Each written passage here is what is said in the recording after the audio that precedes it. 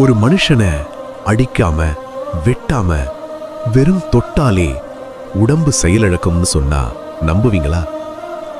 Cinema கற்பனைன்னு நினைப்போம்.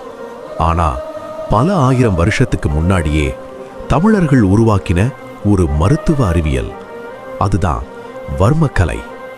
நம்ம உடம்புல பல உயிர் மையங்கள் இருக்கு.